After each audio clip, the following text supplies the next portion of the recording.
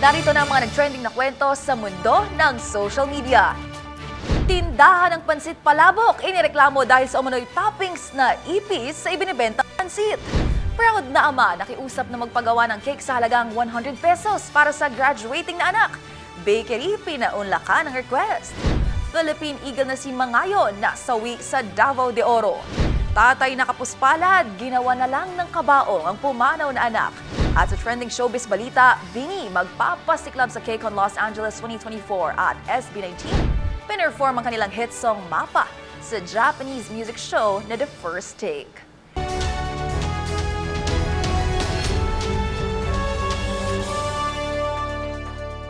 Sure ako ang lahat ng kwento o viral video ay hindi umaabot sa wall mo. At mga trending na hindi mo akalain, yun pala ang totoong kwento. Kasama mga follow-up na ginawa namin sa mga post na humahakot ng mataas na views, comments and shares. Kasama ang buong grupo ng TNVS Trending and Viral Show, ako kumpleto ng buong kwento.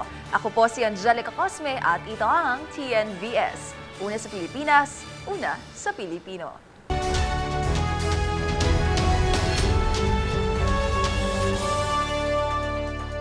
Para sa ating unang trending story, toppings na ipis? Pasintabi po sa mga kumakain dahil medyo maselan po ang ating trending story ngayong araw. Usap-usapan kasi sa social media ang reklamo ng isang customer sa natanggap nitong pansit palabok.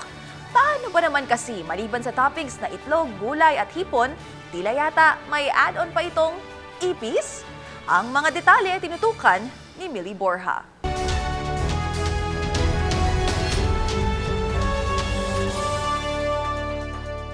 Hindi mawawala sa mga handaan at okasyon ng mga Pinoy ang pansit. Mapapansit bihon, pansit canton, pansit habhab, pansit palabok at kung ano pang luto.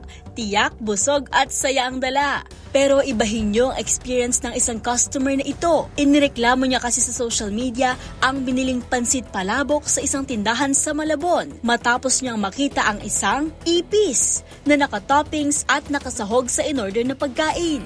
Ayon sa post ni Aisel, excited pa naman sila nang dumating ang in-order dahil sa nakakatakam na amoy nito. Ngunit halos bumaliktad ang sikmura nila nang buksan umano ang takip ng palabok at tumambad ang insektong inakala niya pa noong una na isang pusit. Paglilinaw nito, wala siyang balak na siraan ang pinagbilhang tindahan. Pero paalala niya raw sa mga nasa food business industry na maging maingat sa paghahanda at paggawa ng mga pagkaing ibinibenta. Sinagot din ito ang komento kung saan sinabing baka sila lang din ang naglagay ng ipis sa palabok. Ipinakita nito ang kuha ng CCTV kung saan hindi pa nila nabubuksan ng pagkain bago matuklas ang may ipis pala sa loob. Sinusubukan daw umano ng kanilang panig na kuhanan ng mensahe ang nasabing tindahan, ngunit hindi pa rin daw ito nakikipag-ugnayan. Na-refund na rin ang perang ibinayad nila sa delivery service. At giit ni Aisel, hindi naman refund ang nais nila, kundi paghingi man lang daw ng tawad mula sa inireklamong tindahan. Para sa DZRH TV, ito si Millie Borja, una sa Pilipinas, una sa Pilipino.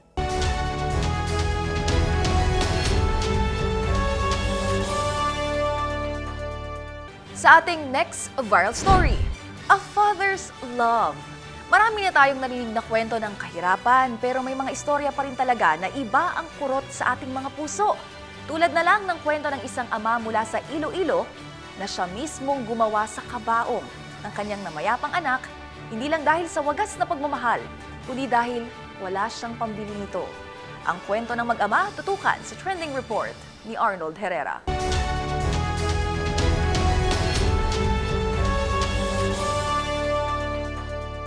Iba-iba ang paraan ng mga magulang para ipahayag ang pagmamahal nila sa kanilang mga anak.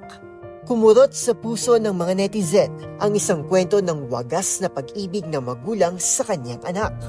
Isang ama at magsasaka mula sa Barangay Suwa, San Dionisio sa Iloilo ang pumukaw sa atensyon ng mga netizen matapos nitong voluntaryong gawaan ng kabaong ang pumanaw nitong anak na isa ring magsasaka.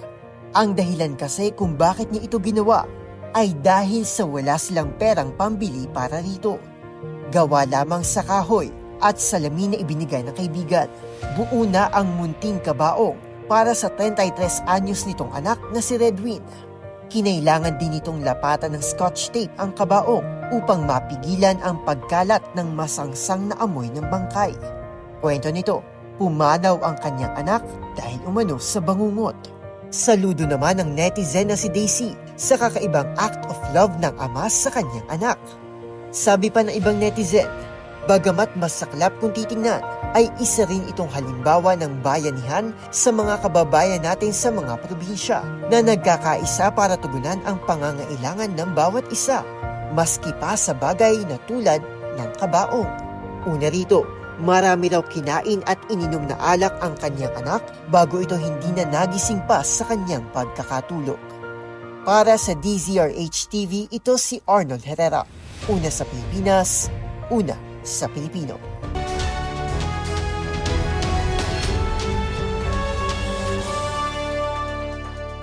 Sa ating next trending topic, paalam Mangayon. Nagluluksa ang Philippine Eagle Foundation sa pagpanaw ng lalaking agila na si Mangayon. Ayon sa mga veterinaryong sumuri rito, tama ng bala mula sa isang improvised jolen o marble gun ang kumitil sa buhay ng agilang nasagip sa Compostela, Davao de Oro. Hustisya naman para kay Mangayon ang sigaw ng netizens online. Ang iyo pang detalye tutukan sa report ni Rovic Manuel.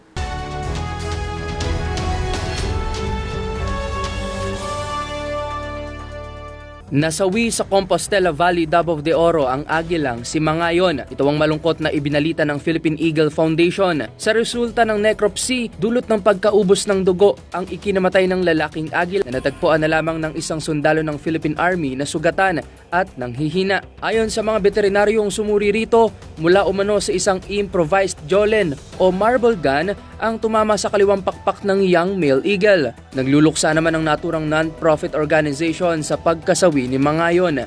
Kasabay niyan, nanawagan ito sa mga kinauukulan ng agarang pagpapatupad ng programang tututok sa kaligtasan ng naturang critically endangered national bird, habang nagkaisa rin ng mga netizen sa panawagan na mabigyan ng hustisya ang pagkamatay ng agilang si Mangayon. Samantala, nakipag-ugnayan na raw ang Department of Environment and Natural Resources Davao Region sa Philippine Eagle Foundation para mahanap kung sino ang dapat parusahan sa pagkamatay ng agila. Sa ilalim ng RA 9147 o Wildlife Resources Conservation and Protection Act, makukulong ng mula 6 hanggang 12 taon ang sinumang mapapatunayan na pumatay sa isang critically endangered wildlife species at multang nagkakahalaga ng mula 100,000 piso hanggang 1 milyong piso.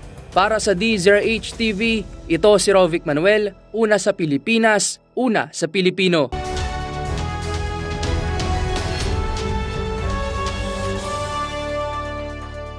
Sa ating next viral story, request granted. Isang proud na tatay ang nakiusap sa isang bakery sa Legazpi City, Albay na magpagawa ng congratulatory cake para sa graduation ng kanyang panganay na anak. Kalakip ng request na ito ay 100 pesos na halaga ng budget ni tatay. Mabilis namang naantig ang puso ng may-ari ng panaderya nang mabasa ito, kaya walang pag-atubiling ipinagawa nito ang cake. Ang buong detalye sa heartwarming story na ito, pakinggan sa trending report ni Rose Babiera.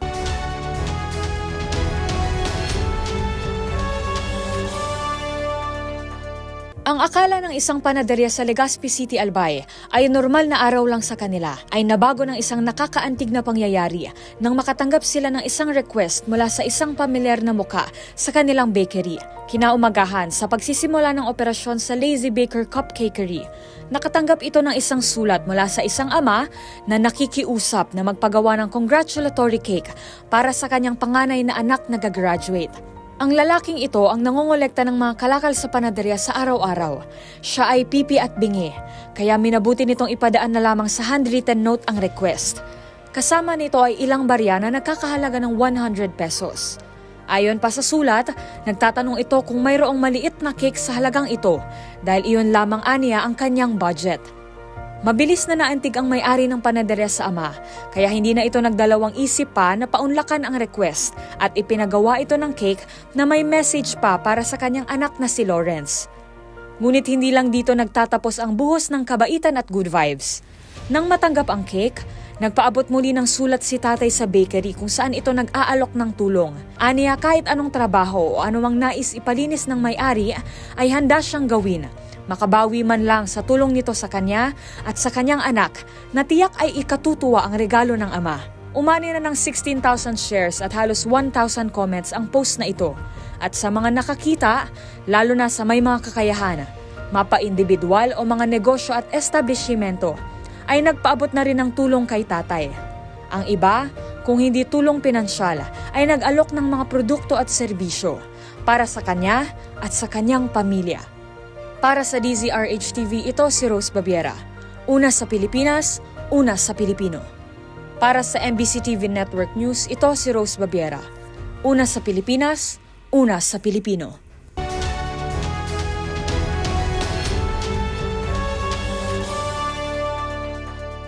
At para sa trending showbiz balita, patuloy sa paggawa ng ingay sa labas ng bansa ang mga ipinagmamalaking P-pop star. Gaya na lamang ng Nation's girl group na BINI na magpapasiklab sa KCON Los Angeles 2024. Habang ang P-pop Kings SB19, pinusuan naman sa kanilang mapa-performance sa Japanese music show na The First Take. Mga detalye tutukan sa showbiz report na ito.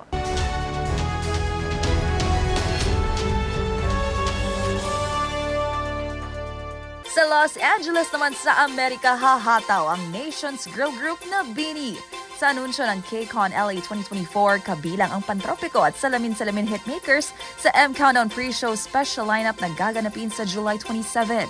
Maliban sa 8-member girl group, kabilang sa lineup ang iba pang bigating K-pop acts gaya ng NCT 127, Temin ng SHINee, ENHYPEN at marami pang iba.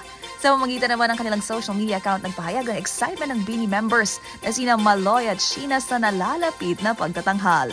Last July 11, inilabas ng BINI ang music video ng kanilang new song na Cherry on Top na mayroon na ngayong mahigit 8 million views.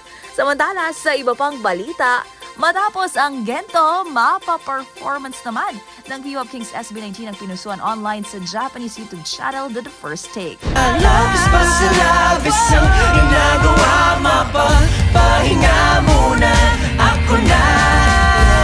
Very thankful ang Mahalima sa anilay wonderful experience na ipinagkaloob ng naturang music show. Dito, ibinida ring nanggaling sa mga salitang mama at papa ang hit song na ito ng grupo bilang pagbibigay-pugay sa mga magulang. Kamakailan lang panibagong milestone ang nakamit ng SB19 matapos pumalo sa 100 milyong views ang lyric video ng MAPA.